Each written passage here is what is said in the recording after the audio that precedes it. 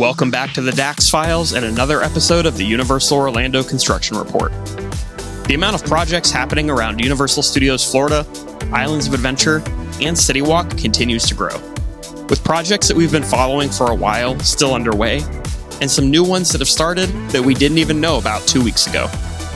We'll start this week's update by heading into Universal Studios, where we'll take a look at some updates around the Entrance Plaza paint project, Dreamworks Land, a new rumor about Finnegan's Bar and Grill, Fast and Furious Hollywood Drift updates, and some other various updates from around the park.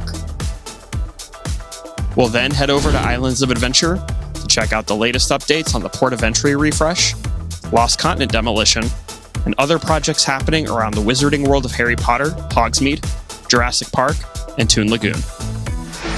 And then we'll wrap up in CityWalk with a couple of quick updates from around the future work site of Luke Combs Category 10, as well as the CityWalk shell building refresh.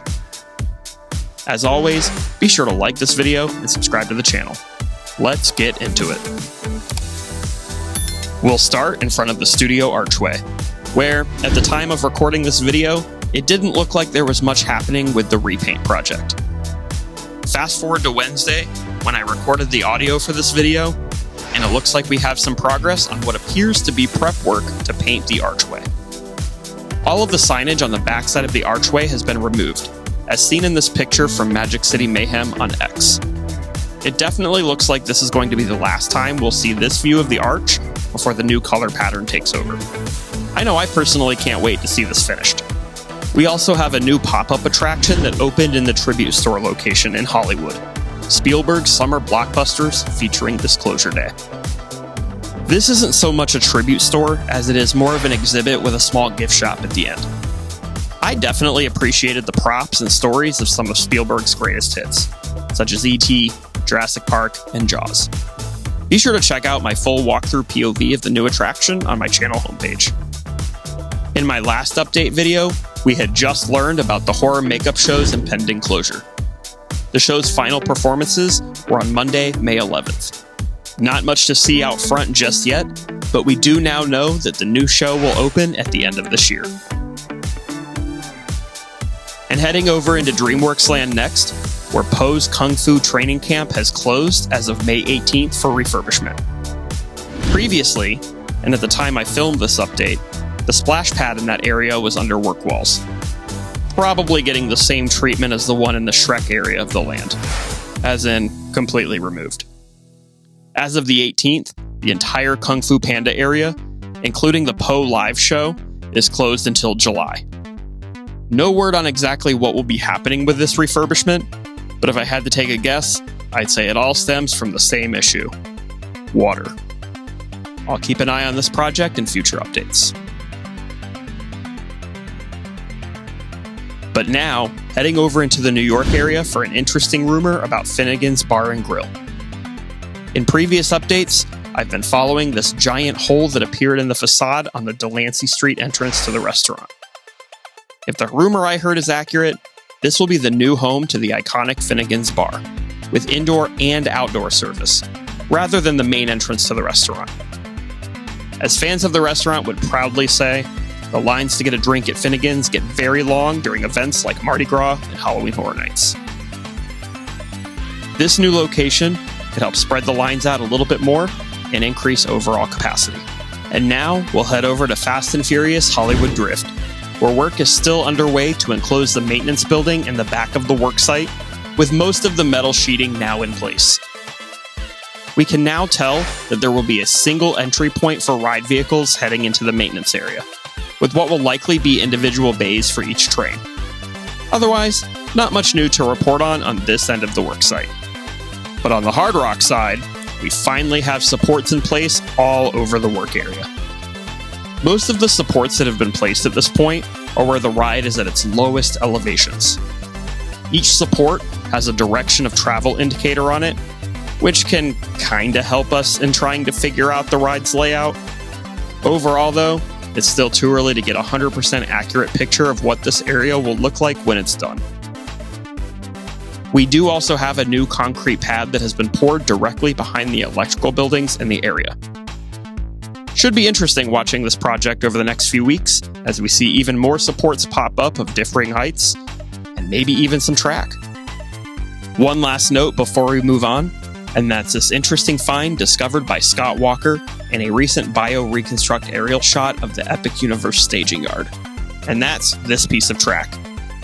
This suggests that the spike track that we will see over CityWalk will be a twisted spike element. If that's the case, it definitely looks like we'll be getting an even more interesting dimension of thrill added to this coaster that hasn't ever been seen before on a Universal Orlando attraction. Now, let's head into Islands of Adventure, where there's a lot to see on the projects we've been following. In Port of Entry, facade work is starting to come to an end in several spots around Confisco Grill and the Navigators Club, with most of the scrims being removed, revealing a fresh new look. In the Lost Continent, progress is moving at a rapid pace to close off more of the land as the park gears up for the next big thing.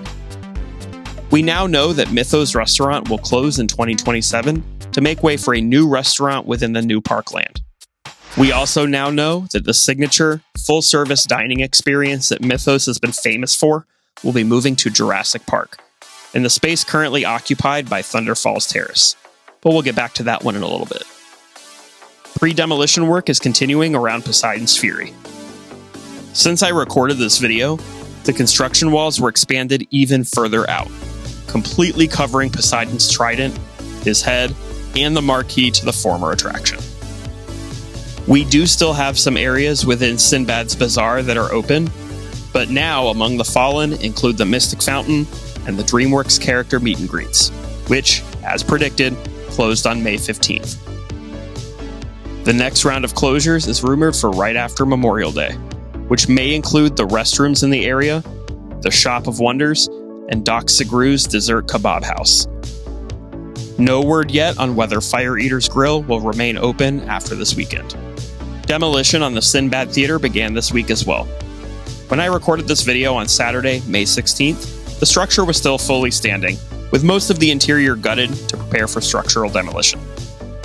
That demolition began on Monday, May 18th, with aerial shots from Bio-Reconstruct showing the house left side of the theater starting to come down.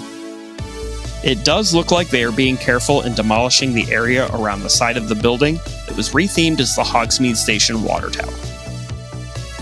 Whether that's the case or not, the structure as it stands now should be gone within the next week or so. Over in Hogsmeade, most of the scaffolding on Hogwarts Castle is now gone, revealing the freshly repainted castle. There are still a few areas being worked on, such as the archway leading into the castle, as well as some new scaffolding up over the greenhouse queue to refurbish that as well. Overall, Hogwarts is looking better than ever. I didn't grab video of this, but it does kind of look like some work is happening on refreshing areas within Hogsmeade Village as well. Now on to Jurassic Park, where we now know that Thunder Falls Terrace will close in July to be converted to a new, full-service restaurant experience to replace Mythos Restaurant in 2027. We don't know much about the new project, but fans of Universal Studios Beijing, or at least the Universal Studios Minecraft server, may be very quick to note that Thunder Falls does bear a striking resemblance to Hammond's Steakhouse. It doesn't seem like it would take too much effort to convert the existing restaurant into a concept that matches, or at the very least, is similar enough to that experience. Even though I like Thunder Falls, I'm definitely excited to see what happens with this project. Over in Camp Jurassic, Pteranodon Flyers has been closed for refurbishment for the past several months. On Saturday, May 16th, as I was recording this video, the ride had officially begun cycling for its reopening, which is scheduled for today, May 22nd. I don't really have any idea what was being worked on this refurbishment, but it'll definitely be nice to have that little bit of capacity back in the park. Over at Jurassic Park River Adventure, most of the rock work surrounding the main drop has been taken out of scaffolding, revealing a fresh coat of paint. We also have the thatched roofing being replaced on the entrance to the attraction, as well as Jurassic Outfitters.